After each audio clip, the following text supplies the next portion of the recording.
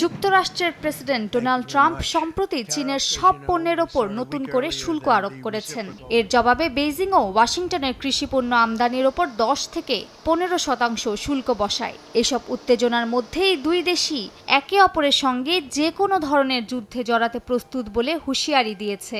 এক বিবৃতিতে যুক্তরাষ্ট্রে চীনের দূতাবাস বলেছে, যদি ওয়াশিংটন যুদ্ধই চায় তবে তা বাণিজ্য যুদ্ধ, শুল্ক যুদ্ধ কিংবা অন্য যে কোনো যুদ্ধই হোক না কেন, শেষ পর্যন্ত লড়তে প্রস্তুত রয়েছে বেইজিং। জবাবে যুক্তরাষ্ট্র সম্ভাব্য হুমকির জন্য প্রস্তুত এবং তাদের সামরিক শক্তি আরও শক্তিশালী করছে বলে জানিয়েছেন মার্কিন প্রতিরক্ষামন্ত্রী পিট হেগসেথ।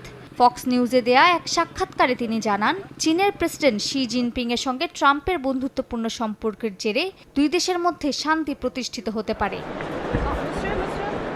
এদিকে শুল্ক আরোপ নিয়ে ট্রাম্প ট্রুডো ফোনালাপের পরও কোনো সমাধান আসেনি। উল্টো ট্রুডোকে গভর্নর বলে কটাক্ষ করেছেন ট্রাম্প। ট্রুথ সোশ্যালে পোস্ট দিয়ে তিনি বলেন, কানাডার প্রধানমন্ত্রী মার্কিন শুল্ক আরোপকে ক্ষমতায় থাকার ঢাল হিসেবে ব্যবহার করছেন। পোস্টে ট্রাম্প আরও বলেন, ফোনালাপে তিনি ট্রুডোর কাছে দেশটির পরবর্তী নির্বাচন কবে হতে পারে তা জানতে চান, তবে এর কোনো সদুত্তর দিতে পারেননি ট্রুডো।